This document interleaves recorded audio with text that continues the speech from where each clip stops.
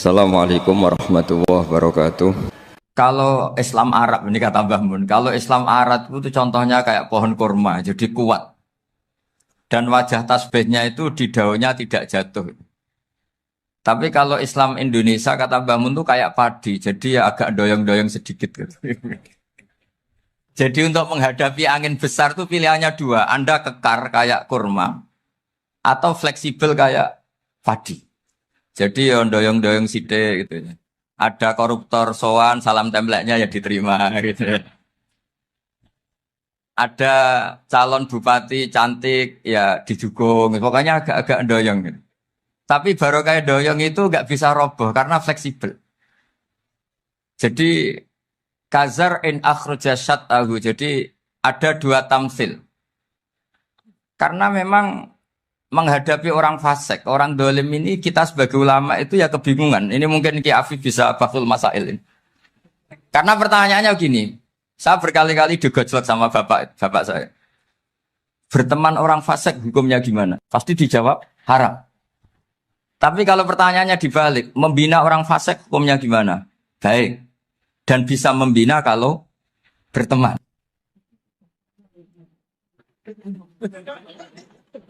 Makanya Gus Azaim pernah bikin seni deh, muktamar seni. Anggap saja madhabnya seperti itu. Gitu. Jadi ya agak doyong-doyong sedikit. Masa ketop berteman orang yang macam-macam. Tapi itu fleksibel. Nyatanya tetap soleh sampai sekarang gitu. Itu berarti itu ya. Ya gitu kata Bangun itu. Jadi untuk menahan angin yang besar pilihannya hanya dua. Anda kokoh kayak pohon kurma atau fleksibel kayak padi. Nah, Islam Indonesia kata Mbah Mun itu pari wae katanya, padi. Jadi ungkapan-ungkapan para masyayikh ini penting karena khazanah yang saya baca. Saya berkali-kali cerita ini dalam kitab Khilyatul Auliya. Itu Abu Nu'aim Al-Asfihani cerita tentang riwayat Sufyan bin Uyainah. Ini gurunya Imam Syafi'i. Itu setiap kali Nabi Isa dan Yahya, ini dua nabi yang sekurun, sama-sama masih muda. Nabi Yahya itu senengannya dolan ke orang-orang soleh, menyambangi orang-orang soleh. Tentu itu bagus. Tapi kalau Nabi Isa ini suka menyambangi orang-orang yang fasik, orang-orang yang nggak jelas. Ketika dua beliau ini ketemu, tentu yang perlu jawaban Nabi Isa karena kontroversi, berteman sama orang-orang yang nggak jelas. Kata beliau, innama ana tabibun udawil mardo. Seorang kiai, seorang nabi, orang yang baik itu ibarat dokter. Di mana-mana dokter tuh ngobati orang yang apa? Sakit. Kalau Anda dokter dan peneliti satu penyakit, pasti cari daerah yang banyak pandeminya. Masa neliti pandemi di orang-orang yang apa? Sehat. Jadi ini juga perlu dibasul masail karena tadi dibolak-balik itu. Bina orang berteman orang fasik hukumnya haram karena wa in kana dasarin fajanibhu suratan. Tapi kalau bina orang fasik hukumnya baik. Bisa bina kalau berteman.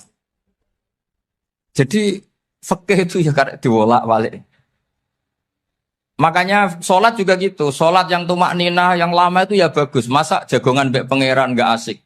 Jagongan sama teman aja asik, masa jagongan sama pangeran tidak apa? Asik. Tapi kalau Ibnu Abbas sholat tuh cepat.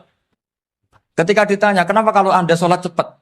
Setan baru tata-tata mau goda, sudah selesai. Kata. Karena setan itu ya jaga jaim tuh, jaga image. Jadi kalau mau goda orang itu ya surinan dulu, macak-macak dulu. Ternyata mau ke situ sholatnya sudah selesai. Lah kebetulan mazhab saya itu yang kedua itu gitu. Jadi kalau Gus Azaim itu sholat lama sekali, itu ada madhab tandingan, yaitu madhab saya. Itu karena ini sepuh saya, meskipun top beliau tapi sepuh saya. Saya sudah 50, beliau baru 40. Ini berarti baru memulai kiai. Kalau pakai umur nubuah ini baru tapi memulai. Jadi madhab itu penting. Jadi pembanding itu harus diutarakan. Sehingga dalam fikih manapun, itu sebuah madhab, itu harus diuji itu lewat pembanding. Dulu itu setiap debat fikih antar ulama, itu mesti nggak ada yang menang. Misalnya saya kiai kelihatan miskin tuh ya baik supaya santri-santri yang miskin itu punya teman gitu. Karena ya rata-rata santri itu miskin. Nah, dikancani kiai kan seneng gitu. Tapi problemnya kiai yang miskin itu ya nggak bisa nolong santri karena dia sendiri apa? Miskin. Makanya dulu Imam Syafi'i itu pengagum orang miskin. Setelah ngaji Imam Malik tanya, ya Imam Malik, orang yang sealim jenengan itu siapa? Jawabnya Imam Malik lucu. Dulu Abu Hanifah, sekarang orangnya sudah meninggal ya. Ilmunya dititipkan atau diwaris oleh Muhammad bin Hasan Asy-Syaibani. Akhirnya Imam Syafi'i dibiayai Imam Malik ke Irak. Imam Syafi'i miskin, bisanya ke sana dibiayai Imam Malik. Itu seperti Abu Ya Said Muhammad masyhur, ini murid beliau. Kalau ada santri boyong kan mesti apa? Disangoni. Disangoni. Ketika datang ke Irak, Muhammad bin Hasan Asy-Syaibani itu nata uang, nata emas itu di ruang tamu. Jadi ngitung uang itu di ruang tamu. Miliatan. Ini kaget, ini kiai kok kedonyan kata Imam Syafi'i itu. Tapi apa kata Muhammad bin Hasan Asy-Syaibani? Anda kagum ini, Anda kaget ini. Kalau kamu menyoal orang soleh kaya, ini tak kasihkan orang-orang fasik. Biar dipakai judi, dipakai selingkuh, dipakai maksiat. Jangan-jangan. Harta ini harus tetap di orang soleh. Kalau ke orang fasik, bahaya. Berarti kiai boleh kaya. Boleh. Semenjak itu ada gerakan kiai kudu sugih. Ya ada yang kesampaian, ada yang enggak gitu saja. Tapi karena kalau pakai logika fikih, harta itu fitnah. Oke, seakan-akan harta itu masalah. Tapi kalau ini dikuasai orang dolim, maka masalah besar. Jika orang-orang soleh ini harus juga menguasai harta. Nah, terus lama-lama dikiaskan kekuasaan. Kalau yang kuasain orang fasik, orang tidak sholat, ribet. Akhirnya kiai terus dukung, ya akhirnya ikut politik tadi. Nak menawa bupatinya kena diatur gitu. Diatur kon sholat, orang yang sesi proposal, maksudnya diatur keng sholat maksud. Ini cerita-cerita apa logika-logika fikih. Makanya saya sering ngaji kitab-kitab itu, diantara yang saya suka adalah ada dialog besar yang terjadi di antara orang-orang pilihan, termasuk bahkan di antara para nabi dan Tuhan. Jadi unik. Allah sendiri kadang mengajari kecerdasan para nabi itu ya lewat dialog. Masyhur itu, Nabi Ibrahim itu punya ruang khusus untuk sholat, dan tidak boleh siapapun masuk situ. Tahu-tahu ada yang sudah di situ. Beliau membuka, kaget. Siapa memberi izin ke kamu yang punya rumah ini? Saya yang punya rumah dan saya tidak memberi izin kamu. Yang memberi izin saya itu yang punya saya, kamu dan rumah ini. Yaitu Allah Ta'ala katanya. Wah berarti kamu malaikat dong? Iya saya malaikat Israel. Disuruh nyabut nyawa kamu. Ya agak sopan karena agak pernah mondok di Salafiyah gitu. Itu akhirnya Nabi Ibrahim bilang, wah itu keliru, Anda pasti keliru. Hal ra'aita habiban yumitu habibah, hal ra'aita khalilan yumitu khalilah. Saya ini Khalilur Rahman, saya ini kekasih Allah. Masa ada kekasih bunuh yang dikasih? Itu Israel akhirnya ngaji, masuk akal juga. Ternyata perintah ini mungkin hoax ya. Pokoknya dia terus mikir akhirnya. Iya ya, masa ini kekasih Allah kemudian oleh Allah dibunuh, dimatikan. Terbanglah Israel, matur lagi ya Allah, kata Ibrahim, hal ra'aita khalilan yumitu khalilah. Masa kekasih bunuh yang dia apa? Kasih. Kayaknya masuk akal Gusti. Mulai ngaji lah kira-kira gitu malaikat. Akhirnya oleh Allah dijawab, ya sudah begini, kamu datang ke Ibrahim bilang, hal ra'aita habiban yakrahu ayyalqa habiban. Masa kekasih tidak siap ketemu yang dikasih. Nah, jadi akhirnya Nabi Ibrahim, Israel datang lagi. Logikanya sekarang enggak gitu, begini katanya diajarin. Hal ra'aita habiban yakrahu ayyalqa habibah. Masa kekasih tidak siap ketemu yang dikasih. Kata Ibrahim, oke, ya, terus mau meninggal. Jadi kalau jenengan cinta betul sama Allah ya harus, ya tidak usah, jangan sekarang tapi. Kalau mati di rumah aja, kalau di pondok repotnya kiainya nanti. Tapi nanti setelah punya cucu banyak lah. Nah, barokahnya baca ini dialog-dialog orang pilihan ini akan tersibak. Karena tidak dalam semua kebaikan itu nggak ada logikanya, rata-rata ada logikanya. Misalnya begini, kalau Anda orang soleh, kemudian anak Anda pamit mau sekolah di Jerman, pilihan Anda mengizinkan apa enggak? Karena potensi jadi fasik ya tinggi, karena di tempat-tempat mas. Potensi berdakwah dari daerah yang untuk daerah yang tidak ada dai-nya menjadi ada. Itu mesti ulama itu berdebat. Misalnya punya anak pamit mau kembali atau keluarga. Yang satu cara berpikir optimis. Awal ada dai di beberapa negara Eropa itu ya barokahnya imigran, pekerja, mahasiswa. Dan semua itu bumi Allah, harus ada tasbih, harus ada tahmid. Dan itu harus dimulai dari kemauan atau mengizinkan anak asuh kita ke sana. Tapi di sisi yang lain potensi jadi fasik itu tinggi sekali. Momennya iman pas-pasan. Nah hal-hal seperti ini itu pasti jadi perdebatan. Dan kita harus menjawab. Dan tadi kayaknya di semua Basul Masail, Pondok Salafiyah jawabnya pede semua. Nggak ada ragu, nggak ada khilaf.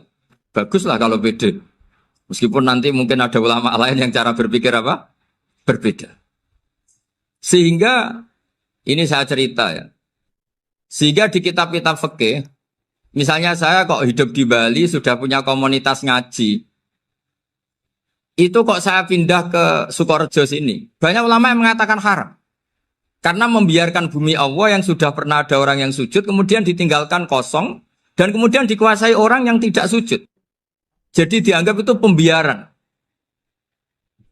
Jadi banyak di kitab Qalyubi, sarahnya Mahalli, jika ada seorang muslim yang hidup di negara orang kafir, dia nyaman, tidak dapat teror, itu nggak boleh lagi pindah ke negara Islam yang sehat. Karena takutnya li'alla yastau li'al kafir tilkal buk'ah, supaya bumi itu tidak dikuasai orang kafir. Jadi ini hal-hal yang para fuqaha itu harus berdebat.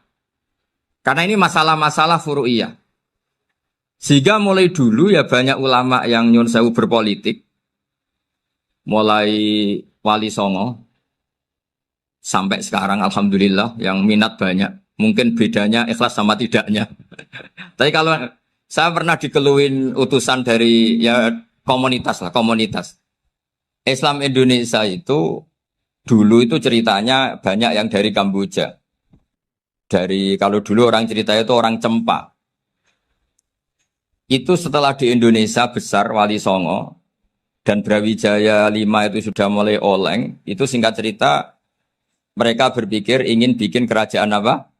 Islam di Demak Mintoro dengan raja pertama yaitu Raden Fatah. Karena Raden Fatah ini putra Brawijaya.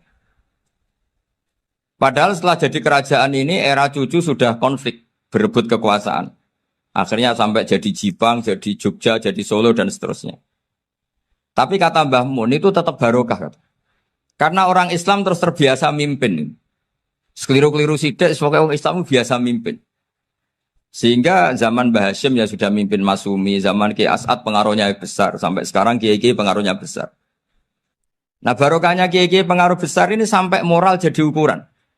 Misalnya sekarang ada calon bupati kok nggak sholat, itu pasti kalah. Jadi sholat itu jadi tolok ukur untuk calon apa? Bupati. Meskipun mungkin punya efek pura-pura sholat, tapi nggak apa-apa lah. Sementing moral ini jadi ukuran. Sementara yang di Thailand, di Patani, itu karena dulu pelajarannya tasawuf, itu orang nggak ambisi mimpin dunia. Tahu-tahu dipimpin. Dan akhirnya nyuwun sewu ya saake Islam-Islam yang dulu terlalu tasawuf karena nggak punya pengalaman memimpin, akhirnya lazimnya konsekuensinya hanya dipimpin. Tapi Islam Indonesia beda, karena kulino mimpin itu akhirnya dari orang Islam biasa menjadi Islam yang sholat sampai Islam yang bisa ngaji itu bisa mimpin negara. Tentu yang paling populer dimulai Gus Dur. Jadi ini sesuatu yang barokahnya istihad para kiai. Sementing Islam kulino mimpin. Sehingga di Indonesia itu barokahnya itu, kebaikan itu jadi tolok ukur. Ada orang kok terkenal koruptor, atau terkenal nyuwun sewu selingkuh, atau terkenal apa, itu pasti tidak jadi. Karena moral itu menjadi tolok ukur. Dan itu adalah politik para kiai. Jadi ini saya cerita, dan itu negara juga akhirnya untung, karena seleksi agama sama negara itu sama. Sama-sama kiai ya bilang negara harus dipimpin orang soleh, negara juga bilang seperti itu.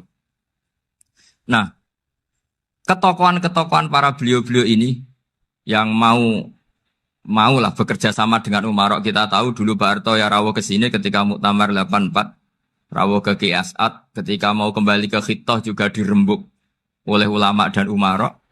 Dan akhirnya ini menjadi negara yang alhamdulillah semoga selalu menuju baldatun thayyibatu wa rabbun ghafur. Nah, kemudian di sini saya tabarruk dengan Said Muhammad, gurunya Kiai Haji Azaim.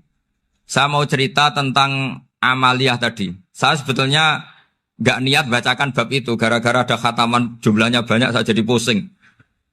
Ini panitianya tanya, khatam betul apa enggak? Iya, Gus, khatam betul. Tapi kayaknya saya tidak yakin itu. Karena saya ini kan dari pondok tahfidz itu. Biasanya anak khataman itu ya rodok bodoni itu. Wes dibaca buanter sing nyemak yang mendelok pojok etok. Mergo kebanteren. Nah, akhirnya lafat-lafat yang di tengah itu enggak di apa? Baca. Tapi ya semoga dimaafkan Allah lah. Yang jelas itu enggak. Tapi saya mau cerita ya. Jadi cara berpikir Said Muhammad ini nanti juga saya teruskan di Ma'had Ali. Ini saya baca ya. Di antara yang diyakini madhab Malikiyah, ini saya baca saja teksnya. Jadi ada riwayat namanya kalau Said Muhammad bahasakan itu Ataqoh Somadiyah. Kalau di Indonesia kadang orang bilang Al-Ataqoh Al-Kubro. Yaitu dengan membaca surat Ikhlas, di sini jumlahnya hanya 100 kali, Qila 1000 kali. Tadi berapa teman? 700 juta. 700 juta ini sudah susuk banyak ini. Di sini hanya 40, riwayat lagi 100, 1000. Terus sampai tadi berapa?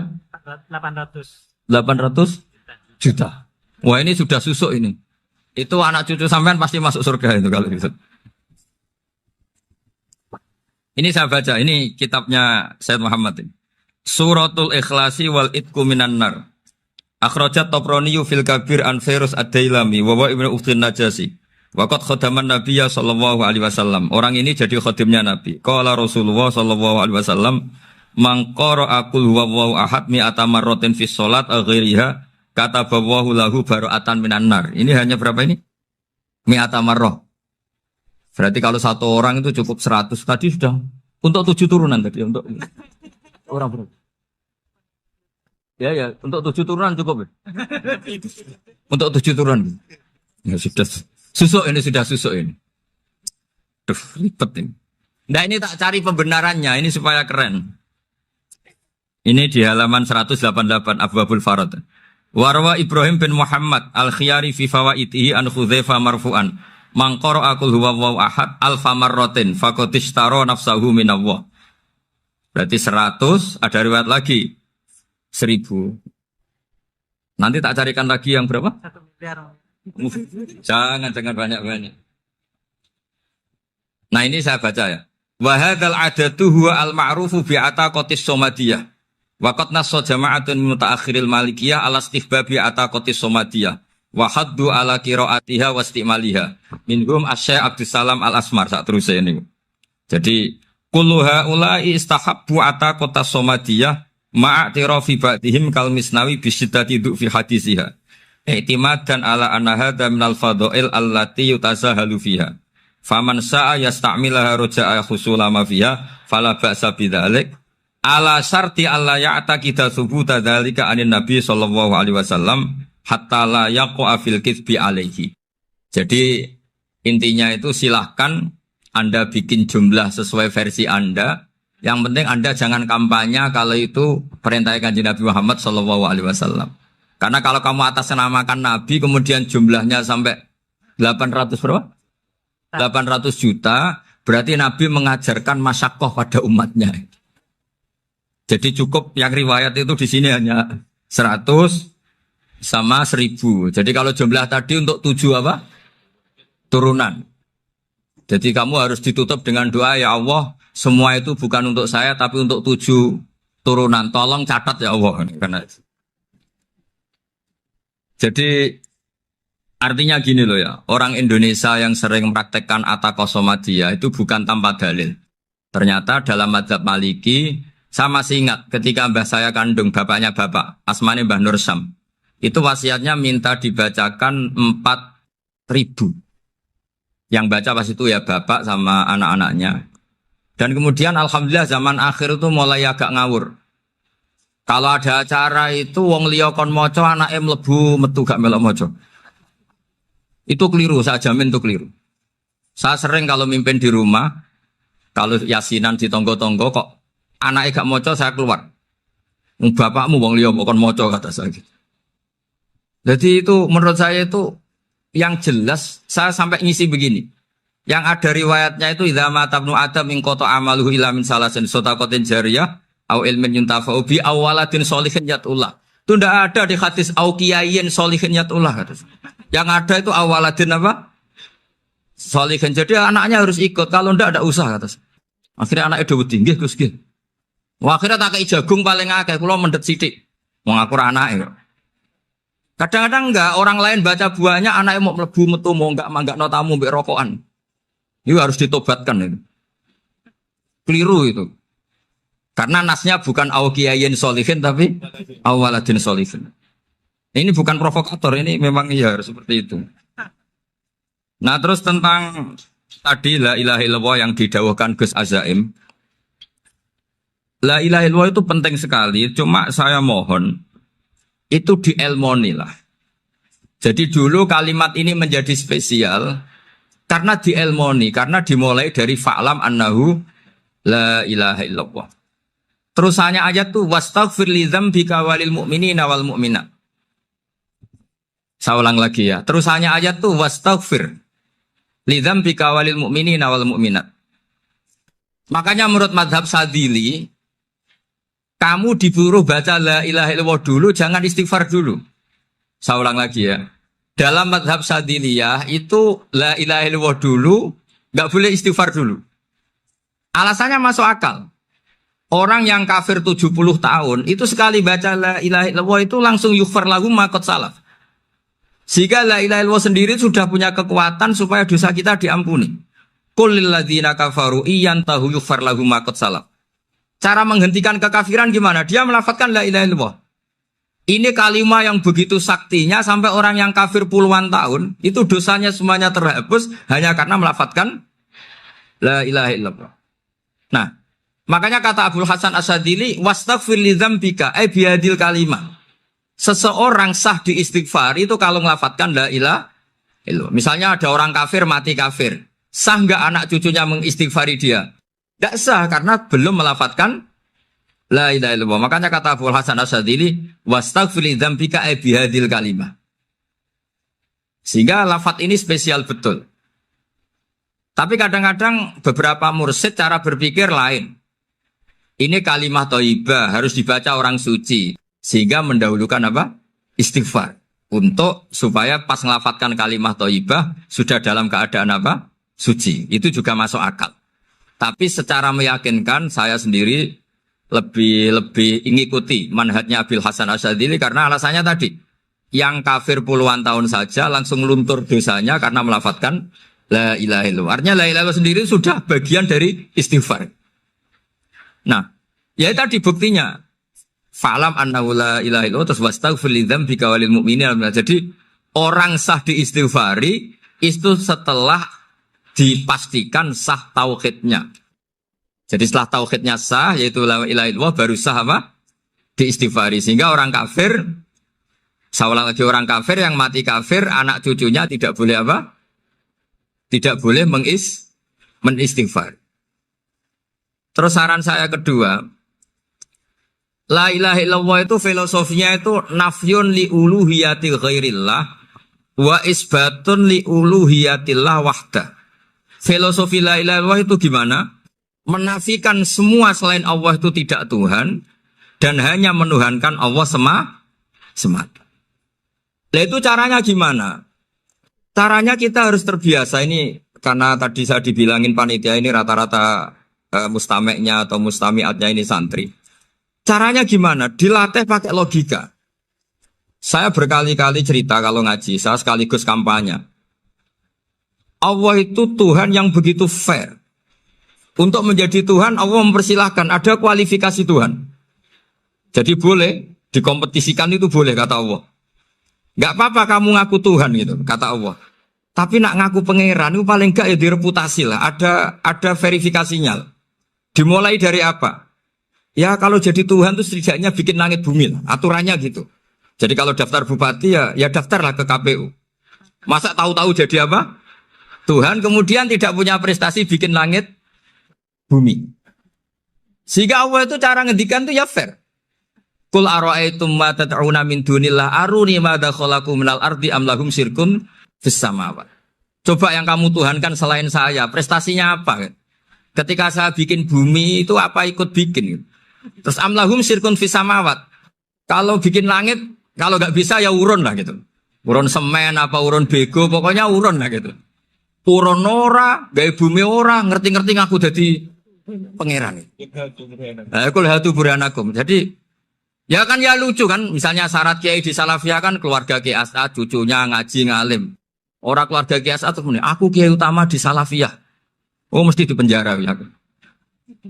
Lah yo gak gawe langit bumi, gak ada prestasi terus ngaku sebagai apa? Tuhan. Sehingga fair. Makanya saya berkali-kali cerita. Jubair bin Mut'im itu punya anak namanya Muhammad. Ini sudah orang alim, Muhammad bin Jubair bin Mut'im.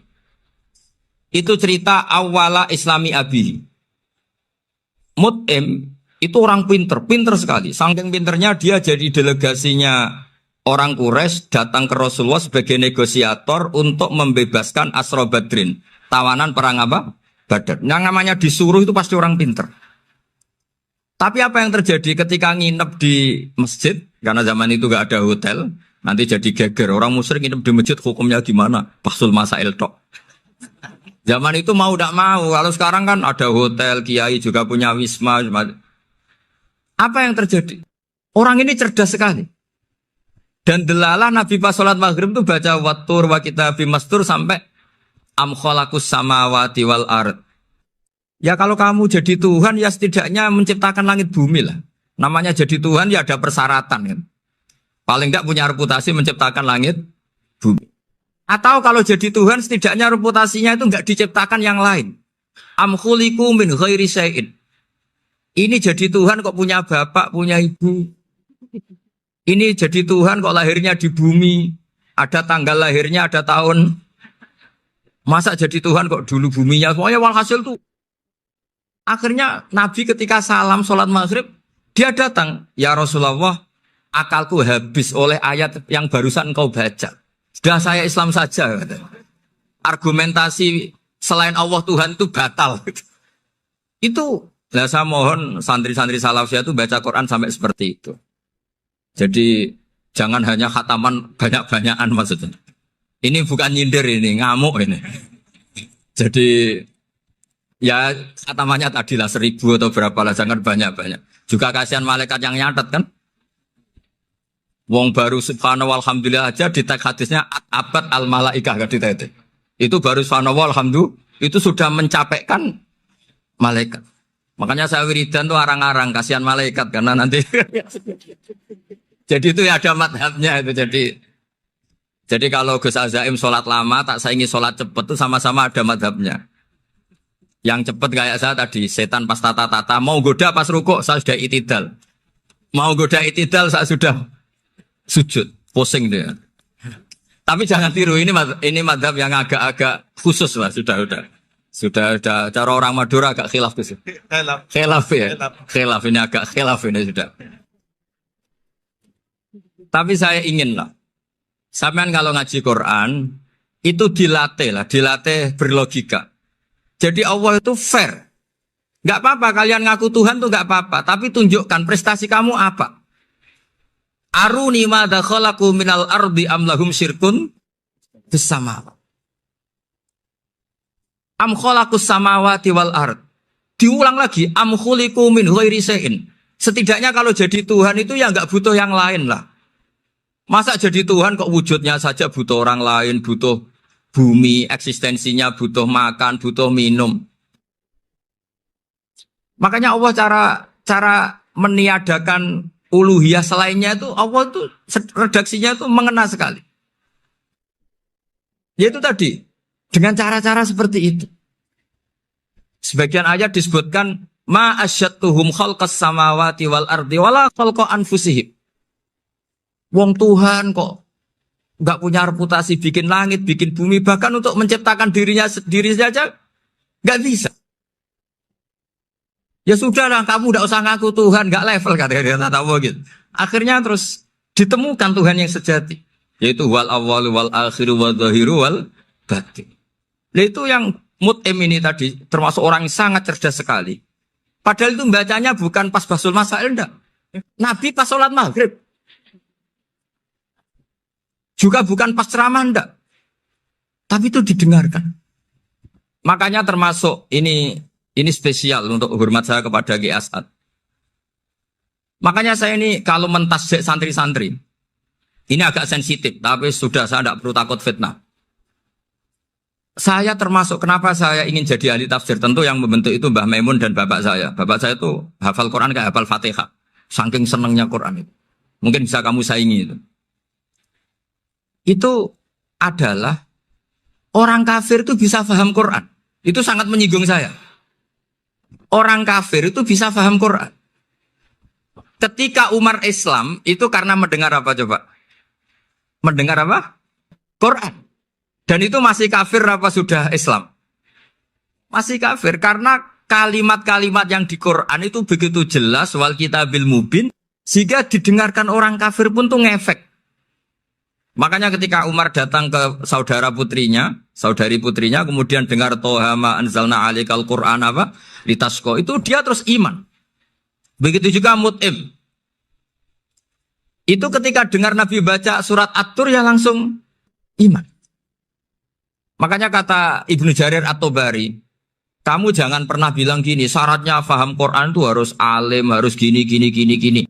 Lah nanti berarti orang kafir punya alasan di depan Allah, ya Allah, engkau ngandani kami dengan Quran yang nggak bisa difahami kecuali alim dulu. Lah saya alim gimana? Nggak pernah mondok. Mondok gimana? Saya kafir. Jadi artinya gini loh, kata Ibnu Jarir At-Tabari, Allah tidak mungkin mengatakan gini. Ifhamil Quran bima la fahmalaka. Quran itu harus kamu fahami. Sementara orang kafir karena lafadznya Quran khusus gak bisa memahami. Makanya Quran itu dibaca. Itu banyak orang kafir yang menjadi muslim karena mendengar apa? Al-Quran. Padahal kafir. Nah termasuk tadi Muhammad bin Jubair bin Mut'im ini itu menjadi Islam ya, karena mendengar Quran. Padahal dia saat itu masih apa? Kafir. Karena tadi logika misalnya nggak paham secara lafadz Arab. Sekarang misalnya nyuwun sewu ada orang ateis. Saya pernah didatangi seorang ateis yang nggak percaya Tuhan. Saya mau Islam Pak Ba, asal Anda bisa menjelaskan Tuhan itu siapa. Coba Quran dibaca secara makna, tidak secara lafadz tapi secara makna. Begini misalnya, ada orang ateis datang ke saya, Pak, saya mau Islam, asal Anda bisa menjelaskan Tuhan itu siapa. Terus saya tanya, ini ngajak goblok-goblokan apa pinter-pinteran, kata saya. Terus dia jawab, ngajak pinter-pinteran Pak, saya ini doktor katanya. Maksudnya di akademiknya dia doktor, mungkin jurusan matematika atau apa, tapi di ketuhanannya jeblok. Terus tak tanya, kalau ini ada kertas, kamu suka ada rumusnya apa suka ada? Ya suka ada rumusnya. Kenapa ada kertas? Ya karena ada yang bikin. Nah kira-kira berstatus membikin atau membuat, itu sesuatunya mewujud apa enggak? Ya pasti mewujud lah, pasti ada. Ya sudah, anggap Tuhan itu adalah sebab dari semua yang ada. Masa alam yang seperti ini, langit dan bumi ini mewujudat, kemudian kamu katakan kholaqohal adam, bahwa alam raya yang mewujud ini diciptakan oleh ketiadaan. Ya juga, berarti Tuhan itu ya. Ya itu yang namanya Tuhan. Lah mulai dulu kiai-kiai ngomong gitu kan saya Islam katanya. Jadi kiai-kiai itu kadang-kadang kalau dakwah pokoknya kabeh itu digawe Tuhan. Beda dengan dakwanya orang-orang mantek. Orang-orang mantek itu kan nggak pernah nyebut Allah. Ini alam hawadis, labudamin muhdis. Meskipun mereka, nah muhdis ini menurut Islam namanya Allah. Tapi sebetulnya kan nggak langsung bilang Allah. Jadi tak kasih tahu, alam raya ini mewujud nggak? Ya mewujud Bapak. Bisa nggak sesuatu yang nggak ada menjadi faktor wujudnya yang ada? Ya nggak bisa, namanya nggak ada itu nggak bisa jadi faktor. Nah itu hebatnya ulama-ulama kita. Ketika mengenalkan Allah itu siapa? Zat yang wajibil wujud. Jadi kita ini kalah pinter ulama-ulama dulu. Ya alhamdulillah kalahnya sama ulama dulu. Kalau kalah sama ulama sekarang isen lah. Jadi ulama dulu sudah pinter.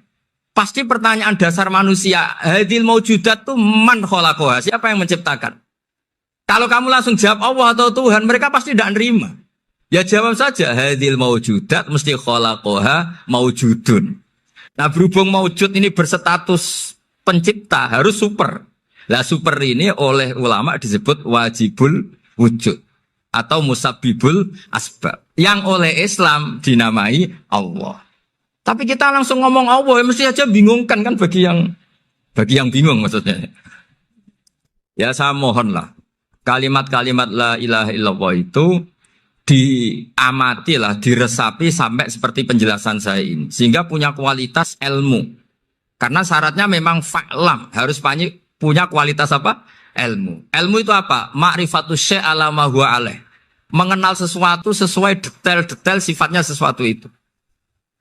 Misalnya kalau Allah sudah jadi Tuhan, ya harusnya qabla kulli syai'. Masa Tuhan sama yang dituhani wujudnya dulu yang dituhani. Ditemukanlah sifat awal atau qadim. Makanya benar Gus Azaim tadi kalau sudah bertauhid harus hafal akidah berapa khamsin. Dimulai apa? Wujud. Kenapa harus dikatakan wujud? Karena alam raya ini kadung maujudan. Hadhil alam maujudun. Masa maujudun khalaqahul adam? Masa maujudat khalaqahul adam? Nah itu yang disebut am khuliqu min ghairi syai'in am humul khaliqun.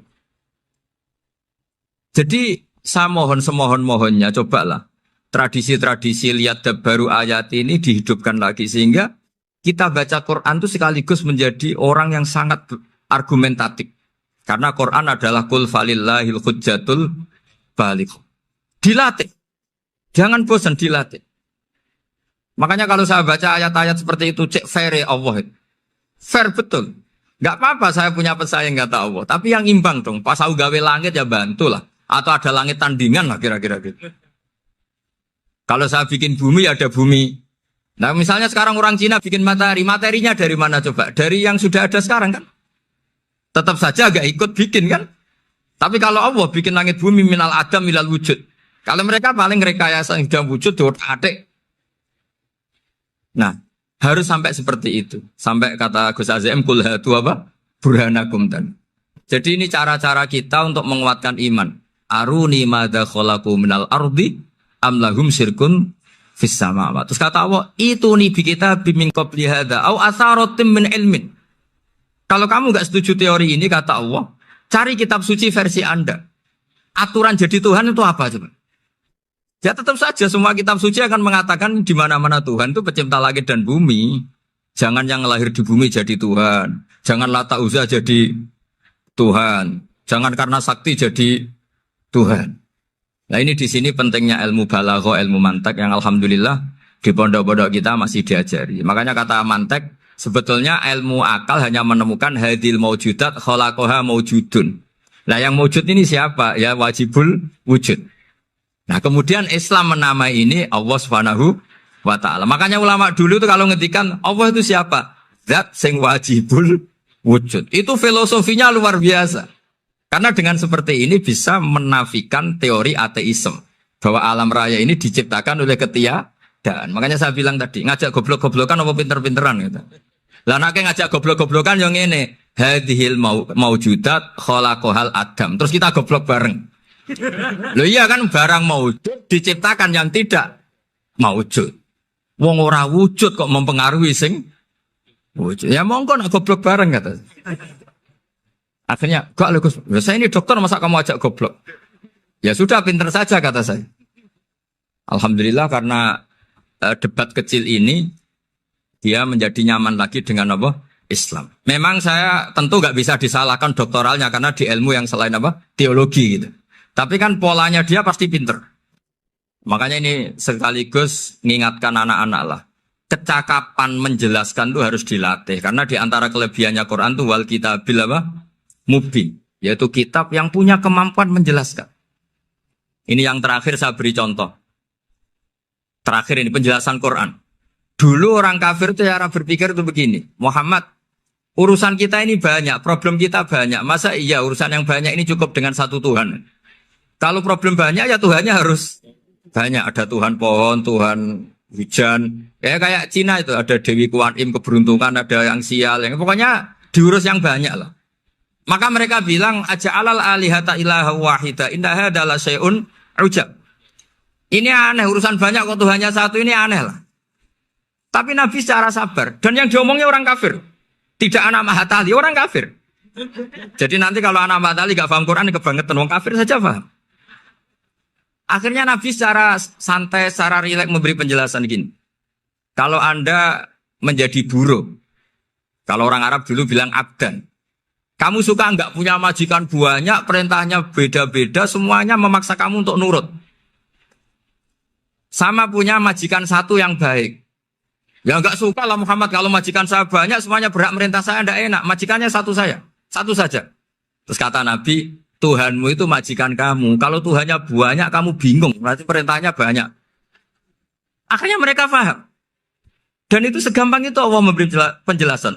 Dorobawa masalah rojulan. Fihi syuraka umutasakisuna wa rojulan salamal lirojul. Hal yastawiyahani masalah. Alhamdulillah. Langsung diberi analogi. Kalau kamu jadi buruh, punya majikan banyak, yang perintahnya beda-beda. Kemudian jadi buruh yang majikannya satu. Kamu milih mana? Ya milih satu Muhammad. Ya sudah. Kalau Tuhannya banyak, perintahnya banyak, kamu juga bingung. Langsung menjadi faham. Nah, ketika ada orang tidak ikhlas, Nabi cara memberi penjelasan juga gampang. Misalnya saya dikasih uang Gus Azaim 1 juta. Kemudian matur nuwun saya sama Pak Afif. Ya, aneh enggak? Saya ini orang aneh enggak? Orang aneh enggak? Itu Nabi kalau mencontohkan orang tidak ikhlas gitu. Kata Rasulullah, orang tidak ikhlas itu sebagaimana orang beli budak. Min kholisi malih. Budak itu dibeli dari uangnya sendiri. Kemudian fa'amila hadal abdu, budak ini kemudian bekerja dan a'tohullatahu. Hasilnya dikasihkan sama orang lain. Terus Nabi memberi percontohan. Ayasurrukum ayyakuna abdukum kadzalik. Apa kamu suka kalau budak kamu seperti itu? Dulu orang-orang dulu kan beli budak untuk disuruh bekerja, terus disuruh setor apa hasilnya. Jadi budaknya kamu yang beli, yang biayai. Kalau sekarang mungkin gak ada budak gini lah. Saya nyuruh Zaid, tak kasih mobil, tak kasih bensin, tak kasih uang jalan supaya narik angkot. Hasilnya disuruh ngasihkan saya. Ternyata dikasihkan orang lain dan matur nuwun sama orang. Kamu suka punya budak seperti itu? Ya tidak suka ya Rasulullah. Ya ibaratnya seperti itu. Bumi yang bikin Allah, nyawa kamu yang bikin Allah, semua fasilitas dari Allah. Kemudian kamu menyembah selain Allah. Segampang itu. Dan Nabi telaten sampai dulu yang mayoritas orang kafir menjadi mayoritas Muslim. Dan semuanya tanpa paksaan. La ikroha fiddin. Karena qad tabayyana rusdu minal ghayy. Nah, cara tabayyana gimana? Yaitu punya kemampuan menjelaskan. Wal kitabil apa? Mubin. Ini makanya saya mohon lah. Ini saya mohon semohon-mohonnya anak-anak ini kan kader-kadernya Mbah Samsul Arifin, Mbah As'ad, Gus Fawaid, sekarang Gus Azaim, semuanya harus punya kemampuan wal kitabil apa? Mubin. Sehingga di antara sifatnya Nabi itu fatonah, punya kecerdasan. Nabi itu gak pernah debat kalah. Itu meskipun sudah terdesak gak pernah kalah. Pernah Nabi itu ngendikan la'adwa walatiorata. Tidak ada penyakit menular. Ada orang yang mungkin kurang suka iseng, ada onta yang sudah gudiken dijejerno sama yang waras. Ternyata yang waras jadi gudiken. Akhirnya Nabi diundang lah kira-kira gitu. Ya Rasulullah, kata engkau gak ada penyakit menular. Tapi ini onta yang gak gudiken tak jejerkan yang gudiken ikut gudiken. Berarti kan menular. Nabi santai jawab. Faman jarrobal awal. Lalu yang pertama gudiken ketularan siapa katanya. Wah kalau ini asli Nabi ya sudah seperti itu.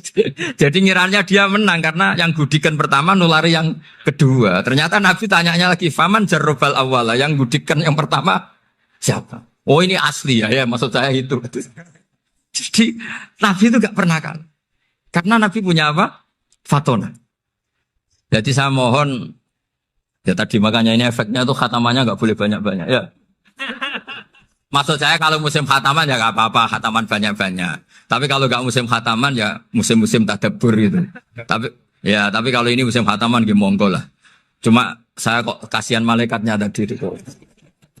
Ya, matur nuwun minta maaf. Assalamualaikum warahmatullahi wabarakatuh.